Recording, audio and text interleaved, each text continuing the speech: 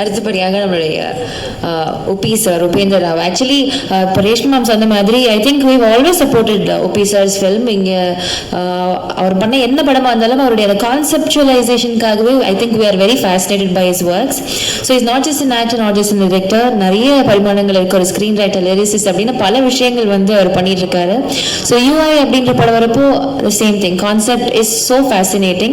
And 2040 எப்படி இருக்க போகுது அப்படிங்கிறது அவருடைய ஒரு இமேஜினேஷன்ல is given it out to us.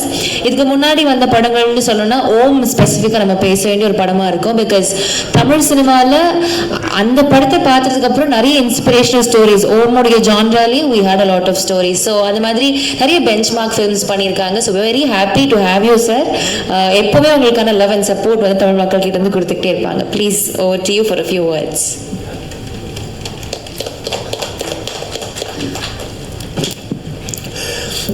எல்லாருக்கும் வணக்கம். நான் என்ன பேசுறது ஆல்ரெடி என்னென்ன பண்ணியிருக்கணும் எல்லா கிளிம்ஸ்லேயே நீங்கள் எல்லாம் பார்த்துருக்கீங்க.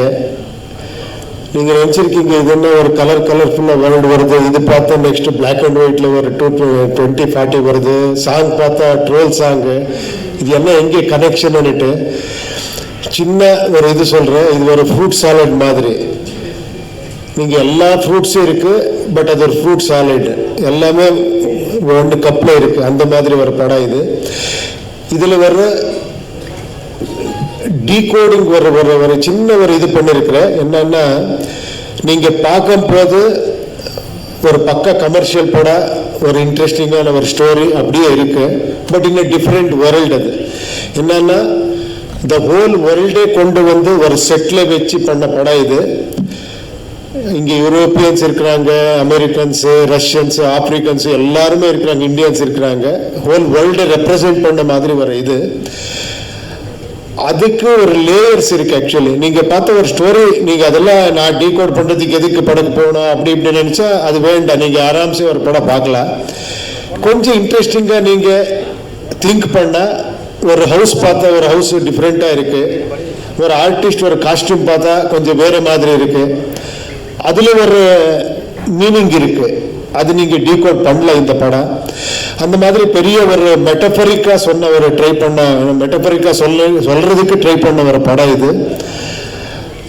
அப்புறமா இன்னொரு ஒரு இது சொல்கிறேன். எல்லாருமே என்னன்னா இப்போ நாங்கள் படம் பண்ணும் போது நான் இது ஒரு ஸ்டோரி சொல்லணும்னு சொல்றது ஒரு இது ஸ்டைலு. இதில் ஒரு சின்ன இது பண்ணியிருக்கிறேன். இது நீங்கள் சொல்லணும், நான் கேட்கணும். அதுக்காக இந்த படம் பண்ணியிருக்கிறேன். I am waiting. Please support UI. என்னென்னா அப்போ ஃபஸ்ட்டு படம் பண்ண மாதிரி கொஞ்சம் இதாச்சு, தெலுங்குல ரிலீஸ் ஆச்சு அது கரெக்டாக.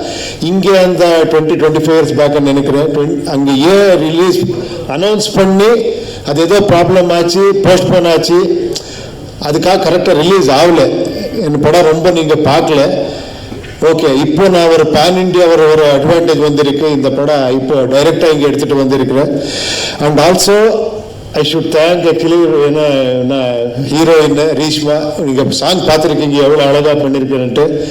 அப்புறமா லஹரி ஃபிலிம்ஸ், அவருக்கு நான் டெஃபினட்டாக இந்த மாதிரி ஒரு கிராஞ்சர் இது வந்திருக்கேன்னா மனோகர் நாயுடு, அப்புறமா KP ஸ்ரீகாந்த், நவீன், சந்துரு, இவர் எல்லாரும் சப்போர்ட் இருக்குது. அப்புறமா தேங்க்யூ சார், நீங்கள் வந்து இந்த படத்துக்கு சப்போர்ட் பண்ணியிருக்கீங்க. Thank you very much. அண்ட் உங்களுக்கு எல்லாம் தேங்க்ஸ் சொல்லிட்டு your blessing and your support நீடுன்னு சொல்லிட்டு செலவு பண்ணுறேன். ஓகேவா? Thank you very much. தேங்க்யூ.